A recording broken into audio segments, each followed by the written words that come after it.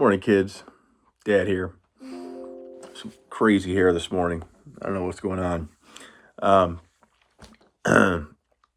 it is Tuesday, April 28th. It's 9:15 a.m. And I had an interesting morning. I was asked to basically give the topic and kind of lead speaker for a meeting of 140 people. 140 people who are sober people, which means we don't drink, we don't use drugs. And I was asked to give them a reading, so a topic, and then to talk a little bit about the reading, about the topic. And then everybody else in the meeting, well, about 30 other people in the meeting, all had a chance to talk for about 2 minutes on their thoughts on the topic. And the topic that I chose was about failure, about what we call slips, about messing up. And I thought I'd talk to you guys about it a little bit today too. I'll be open. I'll tell you guys that when I was not with you guys after I had to leave the house, I spent about a year to a year and a half in a very, very dark place in my head. And I was alone in an apartment in Egan, and I was absolutely devastated. I had a giant hole in my heart where you guys used to be. And I filled that hole with alcohol, drinking, much more than is healthy or normal. And it got to the point where it was a problem. And I knew it was a problem. And I spent a year trying to stop drinking because I knew it was a problem. And I worked with the VA through a program called SMART Recovery, SMART. It's an acronym for something. And I would sit in those meetings and I'd do their workbooks, and I would be drinking a glass of whiskey while I was doing it. So that obviously didn't work too well for me. And then on December 16th, 2024, I was talking to a friend of mine looking for a place to live. His name's Tim Murray.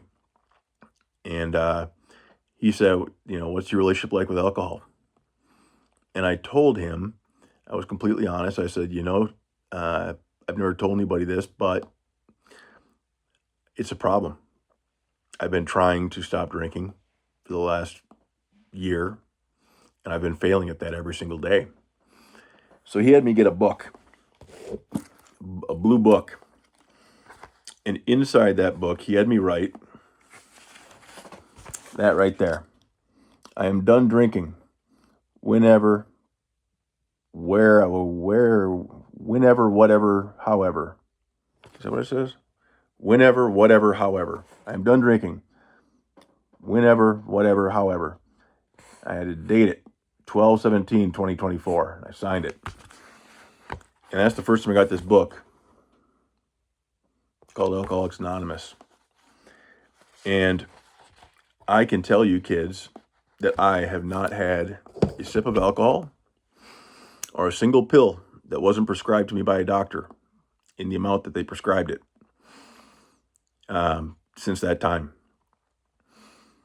But especially being here at Bravo Zulu House, especially going to these alcoholics meetings every day like I still do, sometimes 3, 4, 5 meetings in a day. I met a lot of people, met a lot of really amazing people. And I see a lot of them who try to do it. They try to do what this book tells us. They try to work these 12 steps that this book talks about. And for whatever reason, they slip. They have a slip. They fail. They end up drinking. And I see them, and I know some very close friends who they feel an immense amount of guilt and shame, like they failed. And I don't have that experience. Not with this book. This book changed my life. It continues to change my life every day. and I read from it every day. It continues to work wonders in my life. It's made me much different person. And thankfully, you kids never knew that person in that apartment for a year and a half, drinking himself to death every day. But the one thing that I go back to with these guys, when they slip, they try and do the program, they fail at it, they go out and drink, and they come back. I end up talking to them a month later, whatever it is, and they say, man, I screwed up. I'm reminded of what I've talked to you kids about. And I think I've told you this before, and it's worth saying again. In jiu-jitsu, there's a saying that I really picked up on that I really like. I've talked to your cousin Lewin about it. He knows it very well.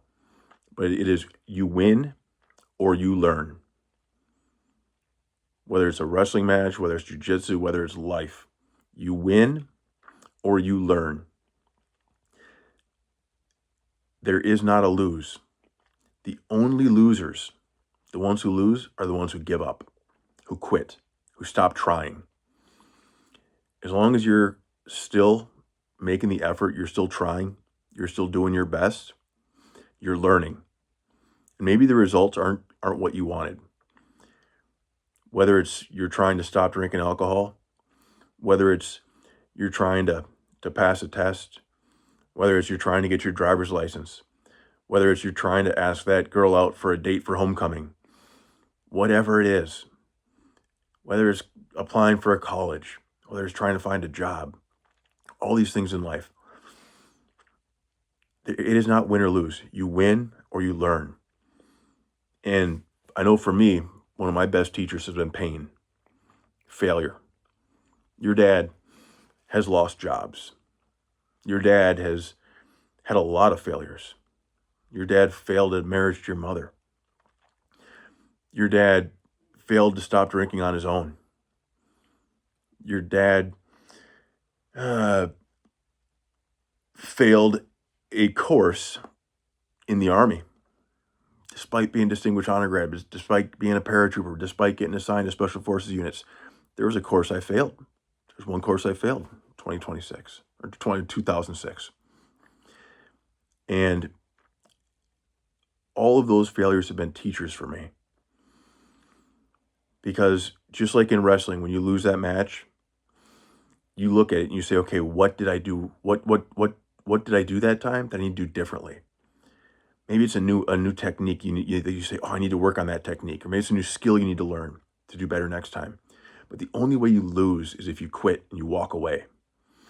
Those are the only losers that I've come across, are the people who give up. So my message today, if anything, for you kids, it's the same one I shared with 140 men this morning. You win or you learn.